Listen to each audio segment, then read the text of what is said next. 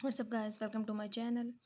तो आज इस लेक्चर में मैं आपको सिखा रही हूँ को टर्मिनल एंगल, जिसे हम जनरल एंगल भी कहते हैं। तो सबसे पहले इसके लिए ये पता होना ज़रूरी है कि एंगल क्या होता है। When two rays when two rays starting from a common point makes an angle, then these two rays forms an angle. Angle depends upon amount of turn और अमाउंट ऑफ रोटेशन, कि कितनी amount of turn हुई है या इसमें rotation कितनी है। Angle इस चीज़ पर डिपेंड करता है। तो ये रेज होती है, ये कहलाती है इनिशियल। और अगर एंगल यहाँ से यहाँ ये स्टार्ट हो रहा है एंगल यहाँ से, तो ये इनिशियल साइड और यहाँ तक बना है, तो ये कहलाती है फाइनल साइड या टर्मिनल साइड। अब हमने पढ़ना है coterminal angle. There can be many angles with the same initial side and terminal side.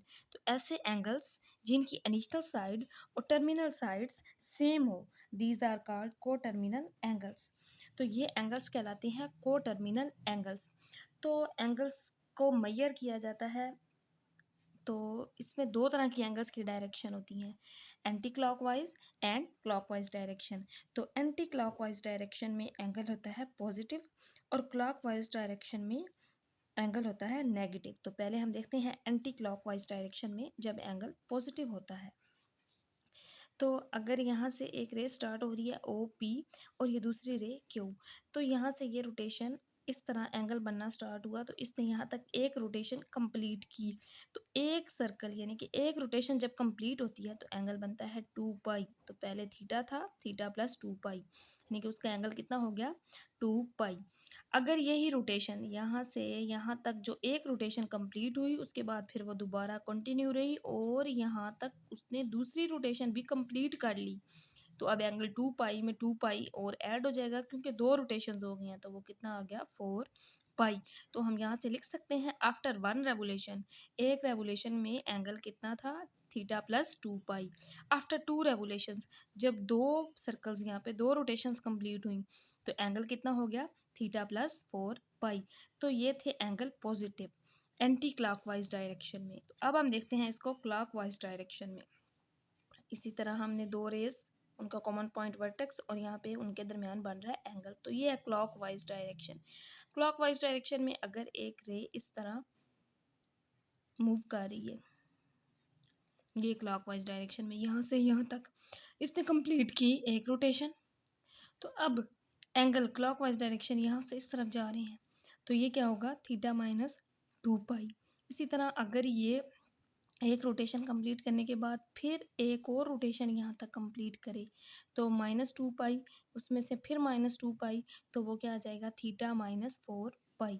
तो हम यहाँ से लिख सकते हैं कि आफ्टर वन रेवोल्यूशन, एक रेवोल्यूशन के बाद,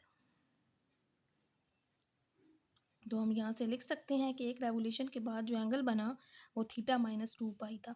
जब दो रेवोल्यूशंस कंप्लीट हुई, अमाउंट ऑफ टर्न या अमाउंट ऑफ रोटेशन, यहाँ पे दो सर्कल्स बने जब, तो फिर एंगल थीटा माइनस 4 पाई हो गया। तो बेसिक जो को टर्मिनल की डेफिनेशन लिखी जाती है, एमसीक्यूज में अक्सर आता है कि डिग्री में किस तरह होता है, थीटा प्लस 360, 360 मीन्स 2 पाई होता है। K belongs to set of integer, इसमें पॉजिटिव वैल्यू भी हो सकती है नेगेटिव भी। अगर यहाँ नेगेटिव हो गई तो फिर ये क्लॉकवाइज डायरेक्शन, पॉजिटिव अगर जे की वैल्यू हुई तो फिर ये एंटी क्लॉकवाइज डायरेक्शन बनती है। तो डिग्री में इस को टर्मिनल एंगल को इस तरह लिखा जाता है। इन रेडियन, तो रेडियन में 360 की जगह 2 पाई लिखा जाता है और के सेट ऑफ इंटीजर से बिलोंग करता है। तो ये है जर्नल फॉर्म, ये है को टर्मिनल एंगल। तो जहाँ पे भी एमसीक्यूज में पूछा जाए कि को टर्मिनल एंगल क्या है, तो वो क्या होगा थीटा प्लस 2 के पाई। इन रेडियन डिग्री में पूछा जाए तो वो होगा थीटा प्लस 360 के। तो ये थे को टर्मिनल एंगल्स। इसके साथ ही एक और छोटा सा कॉन्सेप्ट है जो आपने याद रखना है, क्वाड्रेंटल एंगल। क्वाड्रेंटल एंगल क्या होता है, अगर हम इस तरह एक्सिस ड्रा करें, सिस्टम कोऑर्डिनेट सिस्टम ड्रा करें, तो यहाँ से यहाँ तक जो एंगल बनता है ये होता है 90। अगर यहाँ से यहाँ तक ये होता है 180। अगर यहाँ से यहाँ तक मूव करें तो ये 270। अगर यहाँ से यहाँ तक ये पूरी एक रोटेशन कंप्लीट हो जाए तो एंगल बन जाता है 360। तो 90, 180, 270 और 360 ये क्या कहलाते हैं क्वाड्रेंटल एंगल्स। होप सो ये लेक्चर आपको पसंद आया होगा। अगर आप चैनल पर न्यू हैं तो चैनल को ज़रूर सब्सक्राइब करें, वीडियो को लाइक करें। अल्लाह हाफिज़।